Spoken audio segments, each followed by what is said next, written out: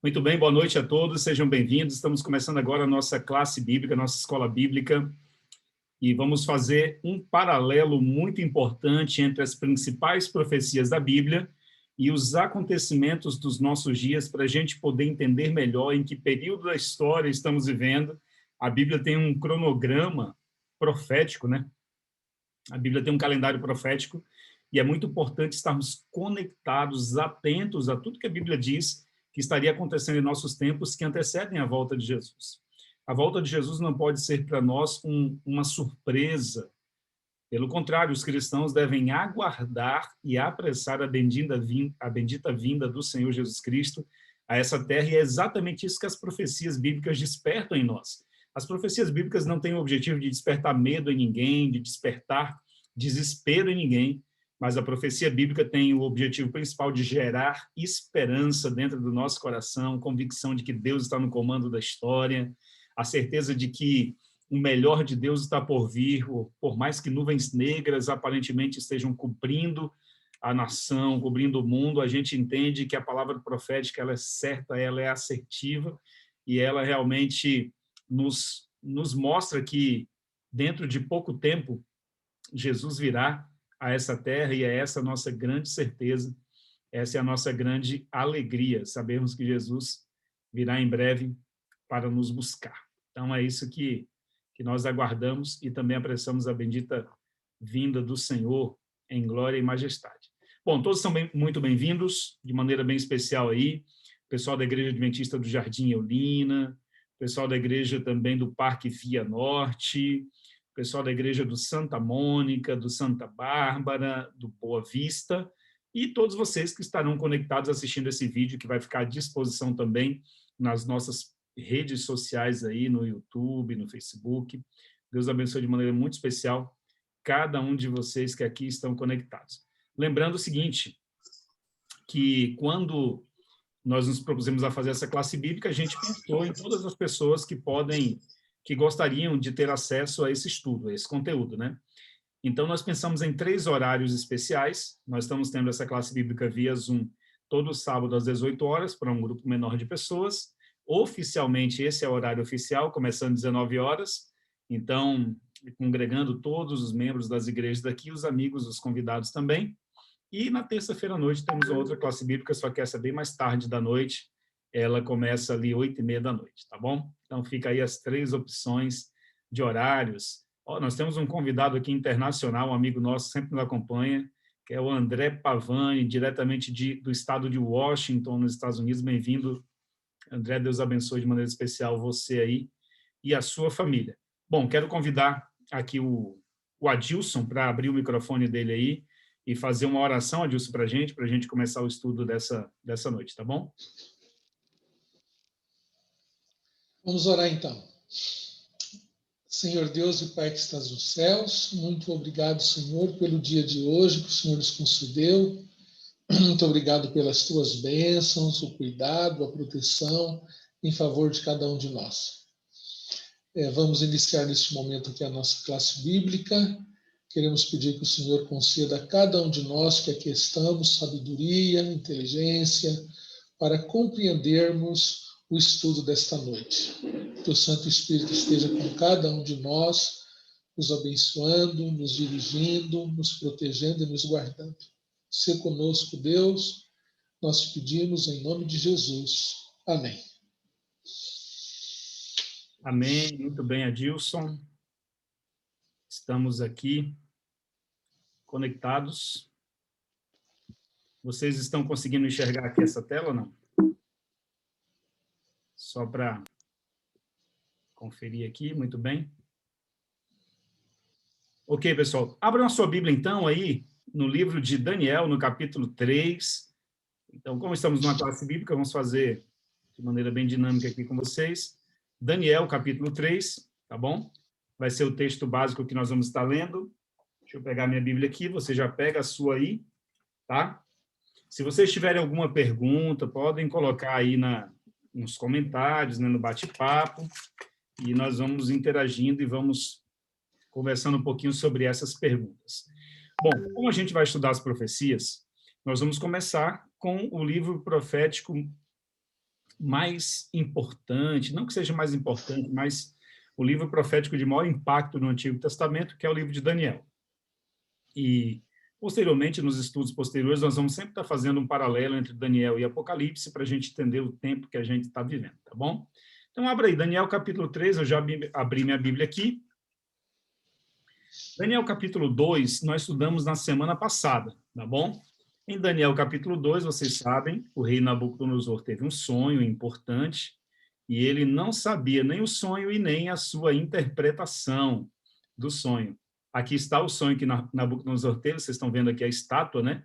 Então, ele não lembrava do sonho nem da interpretação do sonho. Só recapitulando para aqueles que viram semana passada e para você que está começando hoje, para não se sentir muito fora d'água aí no contexto do estudo de hoje, vou só relembrar o primeiro tema da semana passada. Nabucodonosor, o rei da nação mais importante do mundo, a Babilônia, naquela época, mais ou menos ali no ano 600 a.C., né? Período que viveu Daniel. Então, ele tem um sonho de uma grande estátua, ele ficou muito perturbado, porque não conseguia lembrar o sonho nem a interpretação, mandou chamar os magos, feiticeiros, caldeus, encantadores e todo o povo sábio daquela época, né? E ele deu a ordem, me diga o sonho e a interpretação, e os homens ficaram desesperados, porque eles não tinham ideia do que passava na cabeça do rei, enquanto o rei dormia. Mas o rei deu um decreto de morte, disse, olha, vocês estão me enrolando. Se vocês não disserem o sonho e a interpretação, vocês serão mortos. E eles disseram, rei, não tem mortal sobre a terra que faça o que o rei exige. Aí aparece Daniel no contexto, eu estou resumindo a história. Daniel ora a Deus, Deus dá a revelação do sonho e da interpretação, e ele diz aqui para o rei, rei, você sonhou com uma grande estátua de ouro, a cabeça, aliás, uma grande estátua, a cabeça era de ouro, o peito e os braços eram de prata, os quadris eram de bronze, as pernas de ferro e os pés de ferro e de barro, tá certo? E o rei ficou impressionado e disse, realmente, Daniel, foi isso mesmo, agora eu estou lembrando. E aí Daniel deu a interpretação, tu és a cabeça de ouro, ó rei, ou seja, a nação que você governa representa a cabeça de ouro, a Babilônia. Só que depois do teu reino virá outro inferior ao teu, os medos e persas irão ser a maior superpotência do mundo. Depois dos medos e dos persas virão os gregos, representados pelos quadris de bronze. Aqui está. E depois dos gregos virão os romanos, representados aqui pelas pernas de ferro, como a quarta superpotência do mundo. E depois os pés da estátua misturados de barro, os 10 dedos ali da estátua, representando as 10 tribos bárbaras. O Império Romano se desfacela, né? E fica ali as 10 tribos bárbaras governando, e depois se tornam as nações europeias. Depois se tornam as nações da Europa, né? Posteriormente. Bom, esse foi o sonho e a interpretação. E o que significa tudo isso? Que Deus deu um sonho para Nabucodonosor por meio do símbolo dessa estátua, a ascensão e a queda dos impérios mundiais no desenrolar das eras até a volta de Jesus. A volta de Jesus nesse sonho do rei é representada por uma pedra que foi cortada do monte, ela bateu nos pés frágeis da estátua, era frágil porque era ferro e barro, e essa pedra cortada de maneira sobrenatural que bate nos pés da estátua, desfacela todos os reinos do mundo, e essa pedra enche todo o planeta Terra, simbolizando o reino de Deus, e que vai encher toda a Terra. É isso. É um sonho de 2.500 anos revelados aqui apenas no simbologia de uma estátua. Isso aí foi da semana passada. E agora, em conexão, nós vamos ver o que a sequência do estudo nos mostra. Bom, capítulo 3 de Daniel, se você não está com a sua Bíblia na mão, eu vou colocar aqui na tela, tá bom? Para facilitar aí a didática para vocês. Bom, eu vou pedir a ajuda aqui do meu amigo Gesiel, para ele poder ler para a gente, Gesiel, se você estiver vendo aqui na tela, eu acho que está vendo certinho aqui, ó. Daniel, capítulo 2, verso 26 e 47. Abre aí o seu áudio, Gesiel, e... Vamos, tá ouvindo? Sim. Então, vamos lá. Então, o rei Nabucodonosor se inclinou e se prostrou, rosto em terra, perante Daniel, e ordenou que lhe fizessem oferta de manjares e suaves perfumes. Disse o rei a Daniel, certamente o vosso Deus é o Deus dos deuses e o Senhor dos reis, e o revelador de mistérios, pois pudestes revelar este mistério. Muito bem, obrigado, Gesiel, pela leitura. Então, o Nabucodonosor, depois que ficou impactado com a sabedoria que Deus tinha dado para Daniel, ele disse, então é o seguinte, certamente o vosso Deus é o Deus dos deuses, né? O Senhor dos reis e o revelador dos mistérios. Nabucodonosor, o rei mais poderoso do mundo, ele foi obrigado a admitir que o Deus de Daniel realmente era poderoso. E o mesmo Deus de Daniel é o meu Deus e o seu Deus também. É isso que é maravilhoso, porque quando você se ajoelha, fecha os olhos, faz sua oração, ou quando você ora a Deus, mesmo às vezes no contexto lá do seu trabalho, onde você está orando a um Deus todo-poderoso que tem o destino das nações em suas mãos. E isso é que é fantástico quando a gente começa a estudar o livro de Daniel. Bom, aí você vai ver aqui, Daniel capítulo 3, versículo 1. Olha só que interessante, Daniel 3:1, aí entra no tema principal de hoje, diz assim, ó, o rei Nabucodonosor fez uma imagem de ouro que tinha 60 côvados de altura.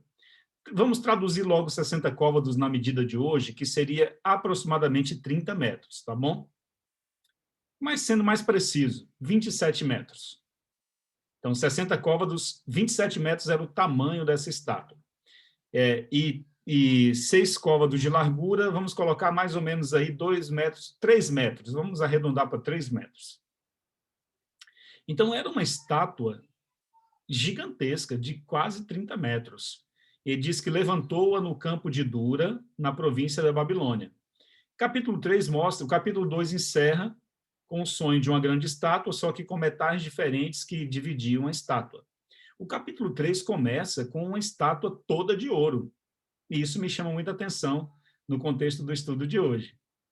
Uma estátua toda de ouro. Daqui a pouquinho eu pedi a participação do Adilson, que ele tem um comentário bem legal sobre essa estátua toda de ouro aí. Se prepara aí, viu, Adilson? Daqui a pouquinho eu vou te acionar aí. Então, a estátua toda de ouro é o início do sonho aqui. Do sonho não, na verdade, do capítulo 3. Veja aqui, ó, 60 côvados de altura, 6 de largura, ou seja, 27 metros de altura e 3 metros de largura, traduzindo para as nossas medidas de hoje.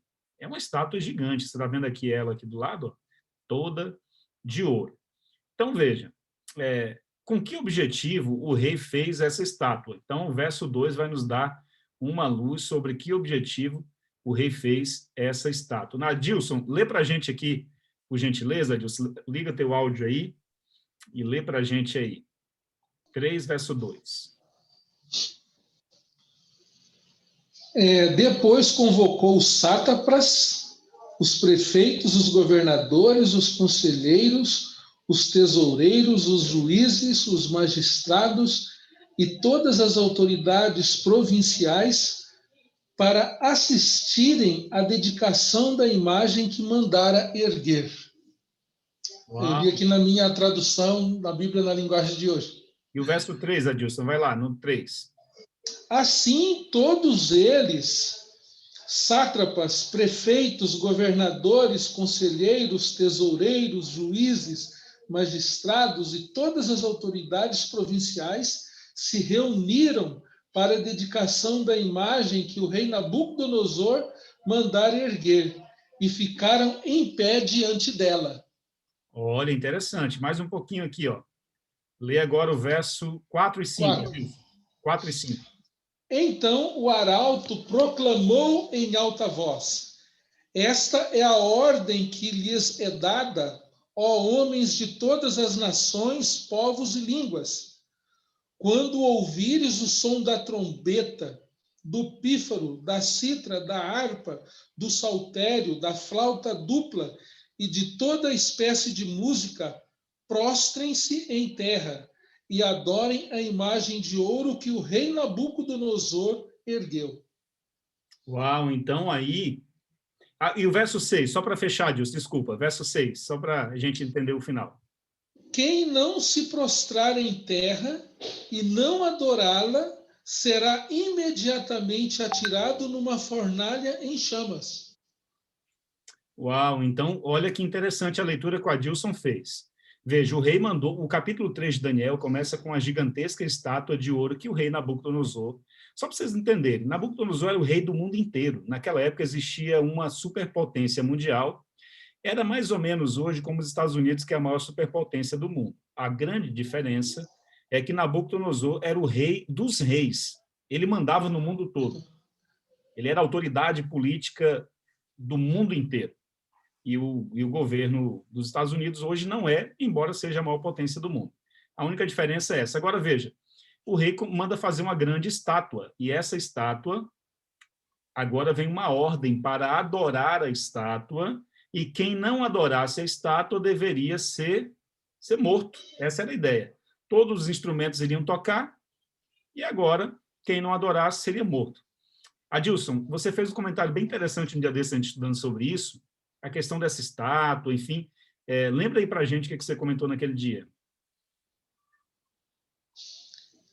Ontem nós comentamos o seguinte, pastor, se o senhor me permitir, lá no Daniel 2, no capítulo 2, já no finalzinho do verso, eu acho que depois vai até mostrar esse verso, diz assim, então o rei Nabucodonosor, no final do capítulo 2, lá quando Daniel revela o sonho, ele diz assim, então o rei Nabucodonosor, prostrado diante de Daniel, prestou-lhe honra e ordenou que lhe fosse apresentada uma oferta de cereal e incenso.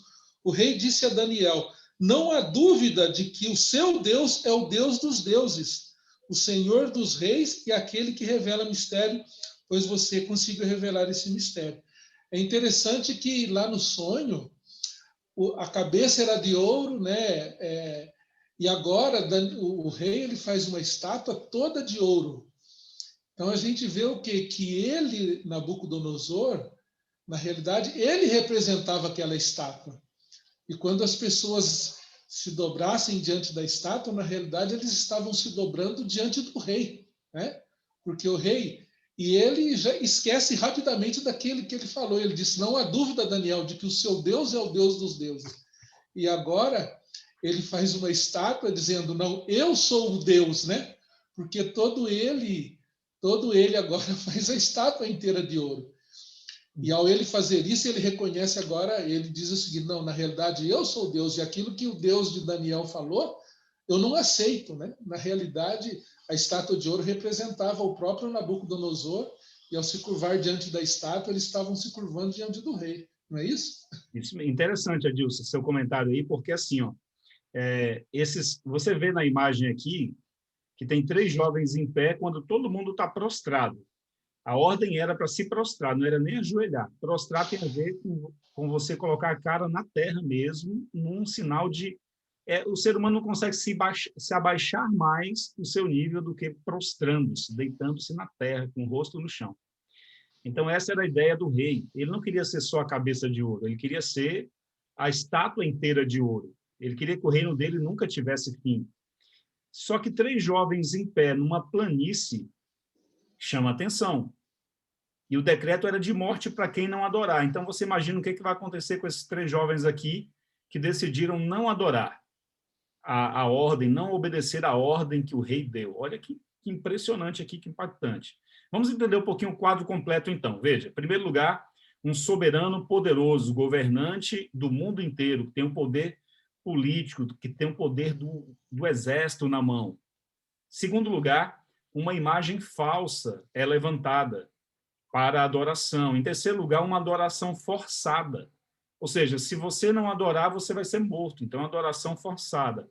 Quarto lugar, você vê a união da igreja com o Estado, ou seja, o poder do Estado impondo uma adoração forçada. Você vê religião e Estado de mãos dadas aqui no contexto de Daniel, capítulo 3. E observe, e depois uma pena de morte. Quem não adorar vai ser lançado na fornalha de fogo ardente. Então, interessante quando você vê o capítulo 3, observando esses 5 pontos relevantes. Soberano poderoso, uma imagem falsa, uma adoração forçada, uma união da igreja com o Estado e uma pena de morte.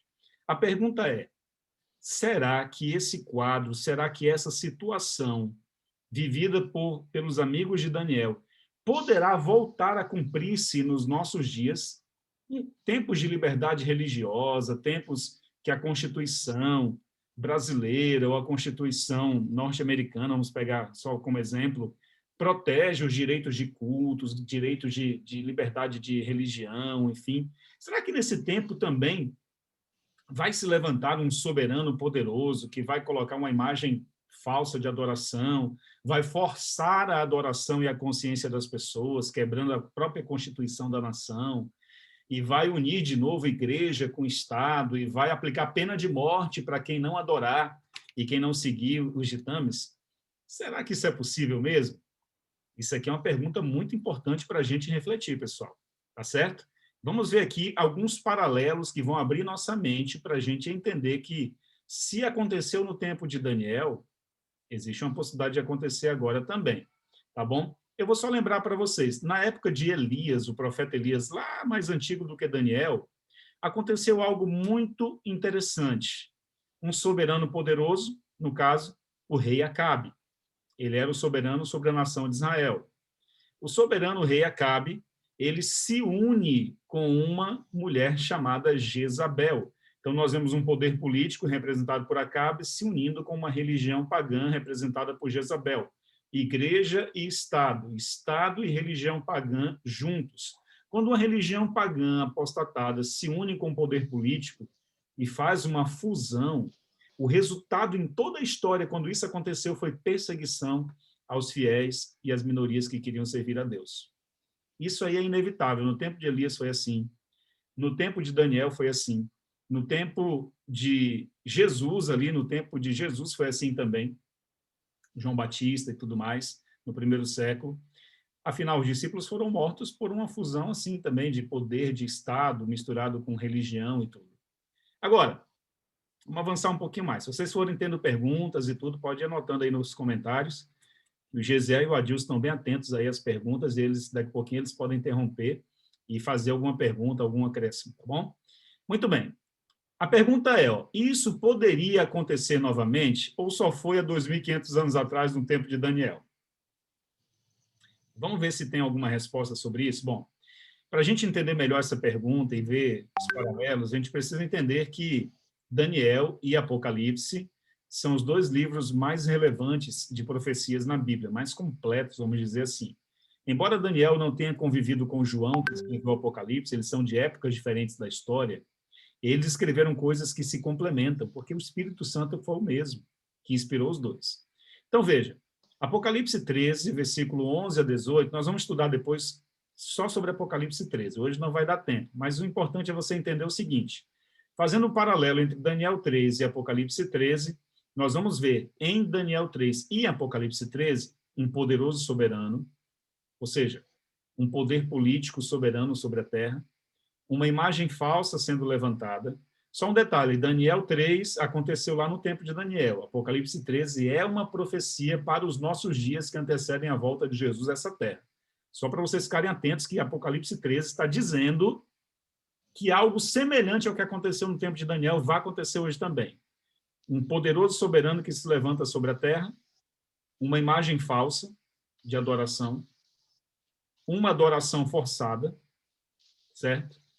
Uma união da igreja com o Estado de novo, e toda vez que isso aconteceu, é só você pegar a Idade Média, cristãos foram mortos e perseguidos, quando a igreja se uniu ao Estado. Hoje existe separação, tanto é que o Estado é laico, ou seja, o Estado não tem religião, o Estado é laico. O Estado não defende uma religião, ele não tem religião. Então, existe a separação entre igreja e Estado. Só que toda vez que houve união entre igreja e Estado, houve perseguição religiosa. E a profecia de Apocalipse 13, depois a gente vai estudar detalhes, diz que vai haver de novo a união entre igreja e o Estado. E, por fim, uma pena de morte para forçar a adoração. Se você não adorar, conforme os ditames desse poder religioso unido ao poder do Estado, você vai ser morto. Essa é a previsão de Apocalipse 13. A questão é, quando que isso vai acontecer? Veja, qual deve ser a nossa atitude quando isso acontecer? E a gente sabe que isso não vai demorar muito. Esses 3 jovens que vocês estão vendo em pé aqui, o nome deles, Sadraque, Mesaque e Abednego. 3 amigos de Daniel. Eles eram altos oficiais da Babilônia, da província da Babilônia. Eram homens que tinham um importante emprego lá na Babilônia. Um ótimo testemunho. Eles não se ajoelharam. Só que o decreto do rei dizia, quem não se ajoelhar vai ser lançado na fornalha. O rei ficou tão irado que os oficiais do rei disseram, rei, olha, aqueles 3 jovens lá que o senhor tem dado funções importantes no reino, Eles não se ajoelharam. O rei mandou chamar e disse: ô, Sadraque, Mesaque e Abednego, é verdade que vocês ouviram todos os sons dos instrumentos musicais e vocês não se ajoelharam? E Sadraque, Mesaque e Abednego disseram assim: é verdade, ó rei. O rei disse: então tá bom, eu vou mandar tocar tudo de novo, o som da harpa, do saltério, do pífaro, e foi dizendo os instrumentos.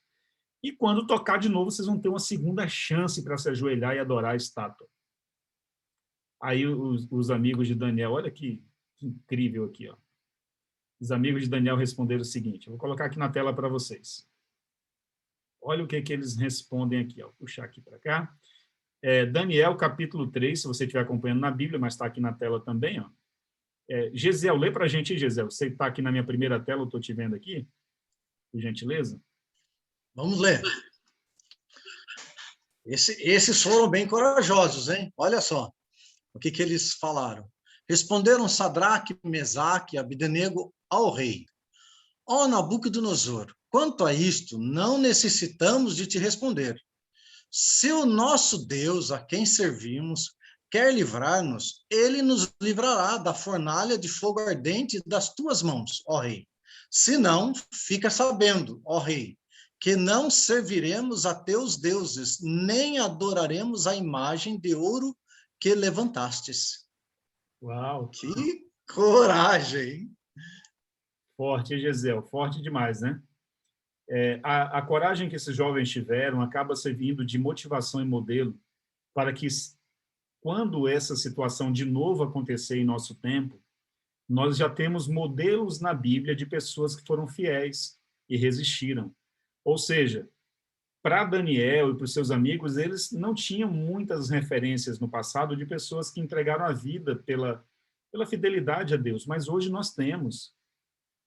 Nós temos milhões de cristãos que morreram na Idade Média que não negaram a Cristo, foram fiéis. Pastor, eu posso entender, então, que nesse paralelo que o senhor fez entre Apocalipse e Daniel, que a grande questão, tanto naquela época como agora no último tempo, vai ser a adoração. É a palavra-chave, exatamente, Adilson, bem lembrado. A adoração entre o falso e o verdadeiro, não é isso? Fantástico, exatamente, bem lembrado. Adoração é a palavra-chave. Tanto é que em Apocalipse 14, depois a gente vai ver também, tem um anjo, a mensagem dos 3 anjos, e a mensagem dos 3 anjos são as mensagens mais urgentes que devem ser anunciadas na terra antes da volta de Jesus, e essa mensagem tem a ver com adoração. A quem nós adoramos, com a verdadeira e a falsa adoração. Foi bom a Dilson falar dessa palavra da adoração, né? Porque hoje existe muita confusão no meio religioso sobre essa questão da adoração, né? E aqui a gente vê, ó, fidelidade. Deus recompensou a fidelidade desses garotos aqui. E Deus recompensa também se você for fiel e permanecer fiel. Olha que curioso aqui, ó. Eu vou pedir para alguém ler para a gente aí Daniel 3:24. Eu não tenho o verso aqui na tela, mas se você tiver com a sua Bíblia rapidinho aí, acha para mim, e quem achar primeiro pode, por gentileza, ler. Tá? Daniel 3:24.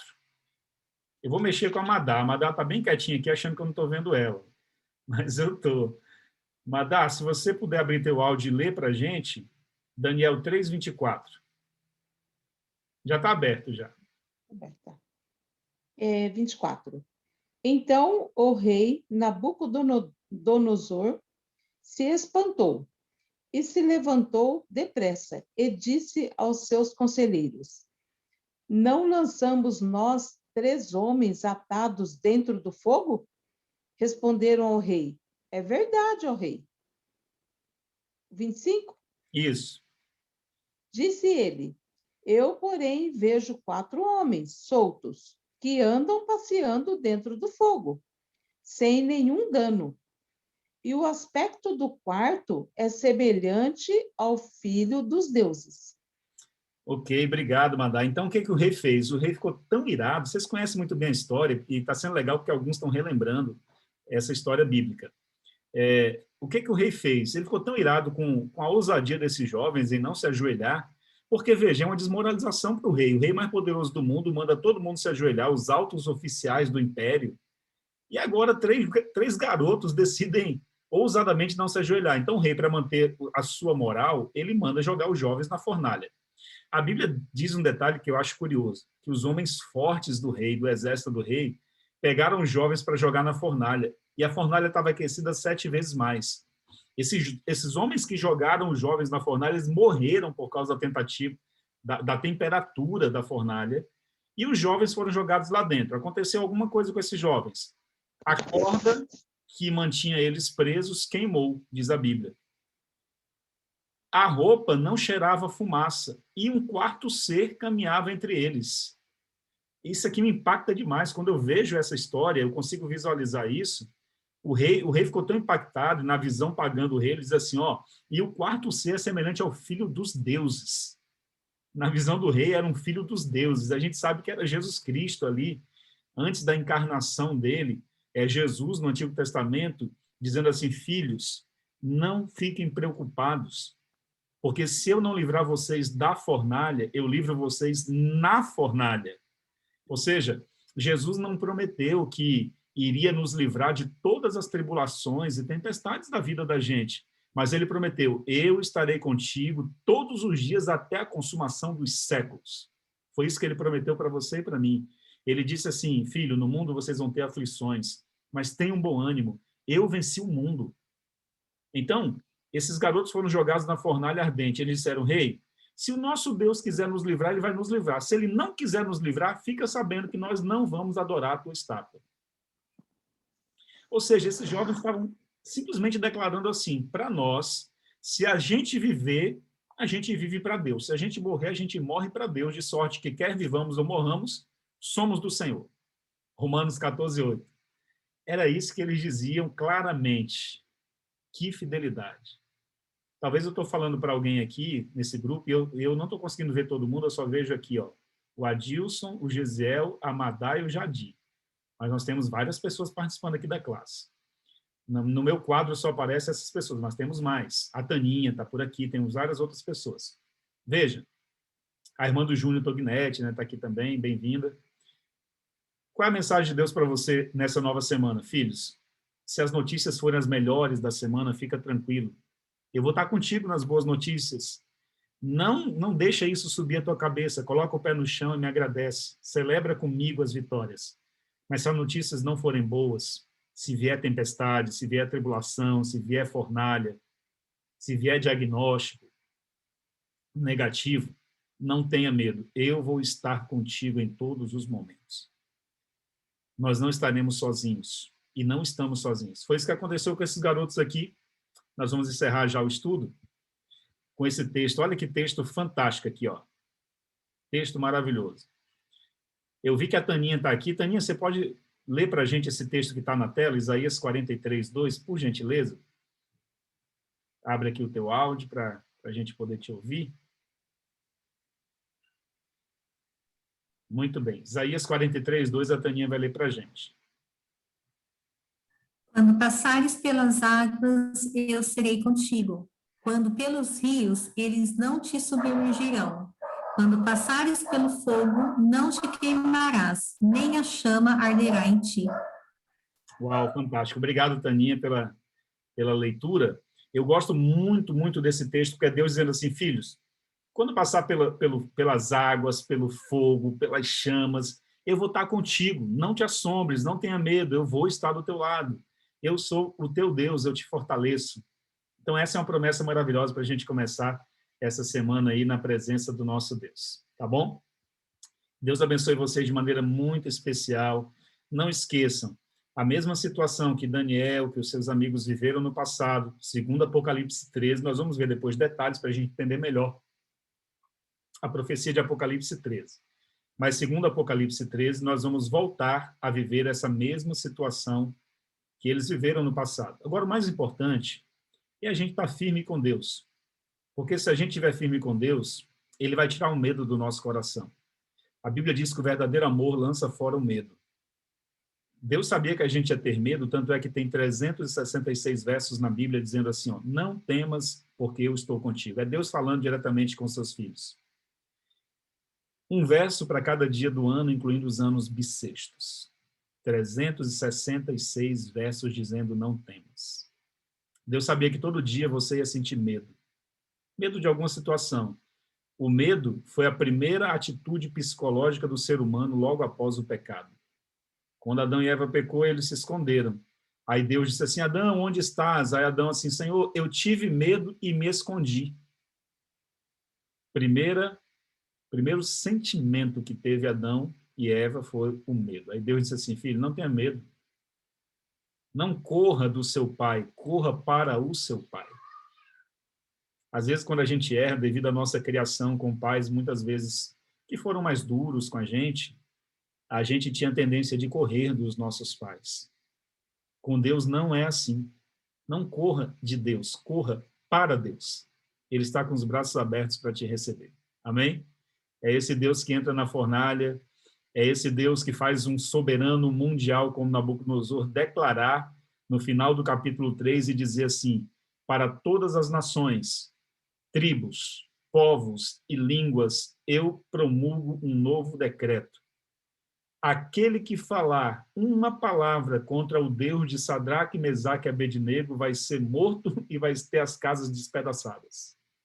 Esse foi o decreto que o rei, impactado pelo testemunho de 3 jovens, fez.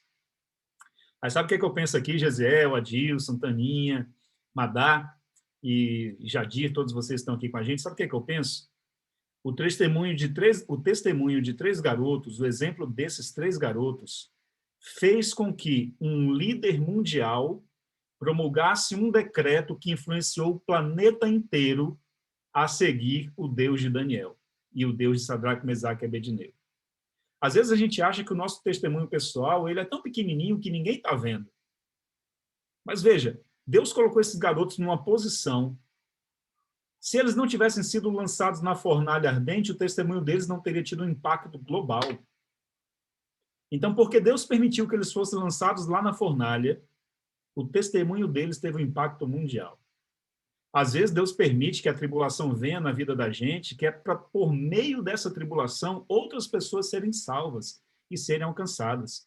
E, às vezes, a gente está dizendo para Deus tirar a tribulação, quando Deus, muitas vezes, quer usar essa circunstância para nos lapidar e nos fortalecer, e fortalecer outros que, às vezes, estão passando por provações semelhantes ao redor do mundo. Então, que Deus os abençoe de maneira muito especial. Fica aí esse estudo. Semana que vem vai ter um estudo muito forte também, ainda dentro do contexto aqui do livro de Daniel. Estamos na parte histórica. Até o capítulo 6, a parte é histórica. E depois vem a parte profética, mas você entendendo ali o capítulo 2, que a gente estudou semana passada, quando vem a parte profética mais profunda, você vai estar já muito, muito claro para você entender melhor. Tá bom? Pastor, Adilson.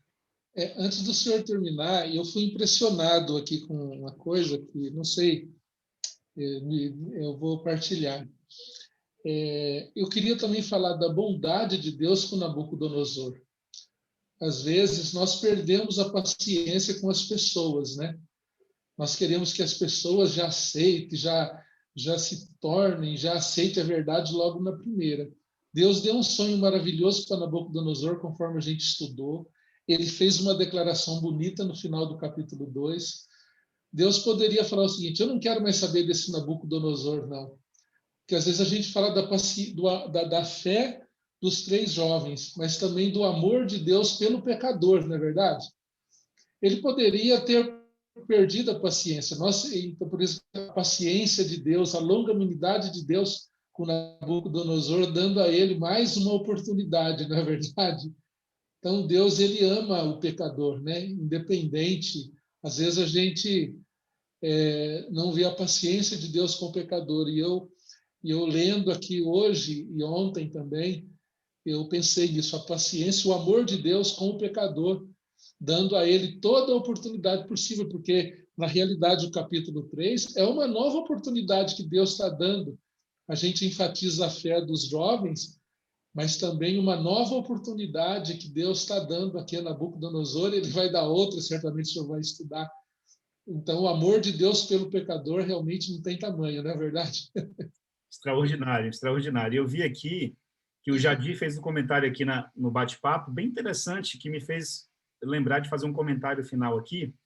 Apocalipse 14:12 diz assim, ó, aqui está a perseverança dos santos, os que guardam os mandamentos de Deus e têm o testemunho de Jesus, ou a fé de Jesus. Então, a Bíblia diz que os santos, eles guardam os mandamentos de Deus e têm o testemunho de Jesus. E os 3 amigos de Daniel, a provação que eles passaram lá foi com base nos mandamentos, porque na lei de Deus, nos 10 mandamentos, está escrito assim: não terás outros deuses diante de mim e não farás para ti imagem de escultura, não adorarás nem lhes darás culto. Então, esse mandamento da lei de Deus estava muito firme na mente daqueles jovens.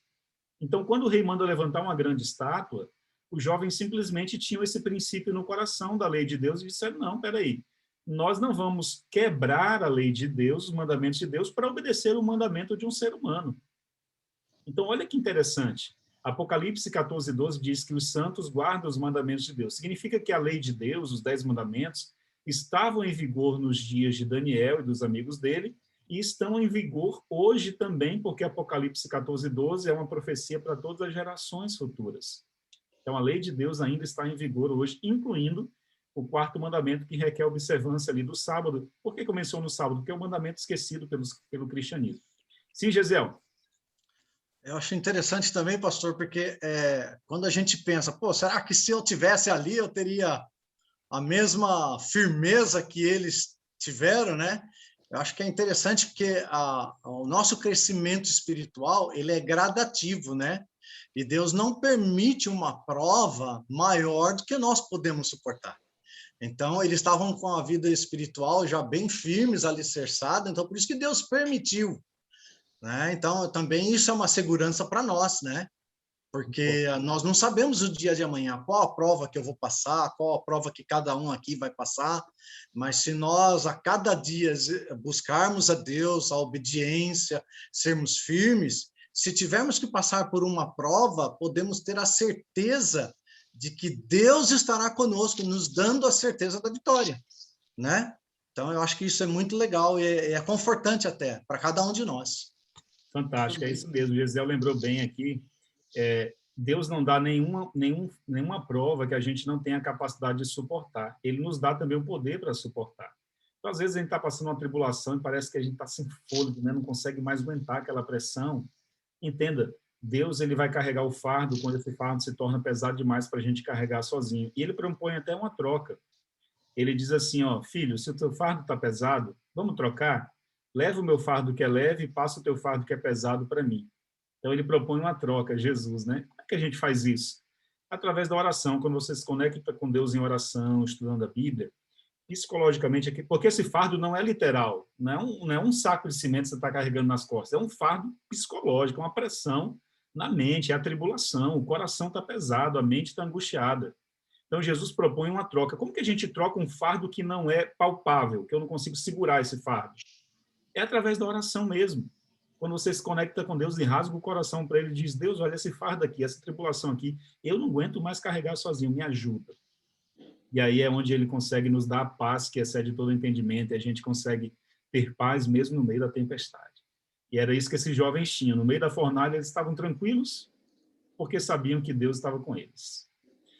Pessoal, é isso. Nosso pastor, avançou. O Eduardo está pedindo aqui para nós mandarmos um abraço para o Carlos. É um amigo dele que está participando conosco aqui na nossa classe de estudos. Manda um abraço aí. Carlos. Bem-vindo aí, Carlos. Olha, Carlos, se você tiver alguma dúvida assim, sobre o tema que a gente está estudando, nós vamos estudar outros temas assim, muito legais que vai acabar complementando o tema de hoje, tá bom? Então, desde já, seja bem-vindo aí. Semana que vem vamos estar juntos de novo nesse mesmo horário.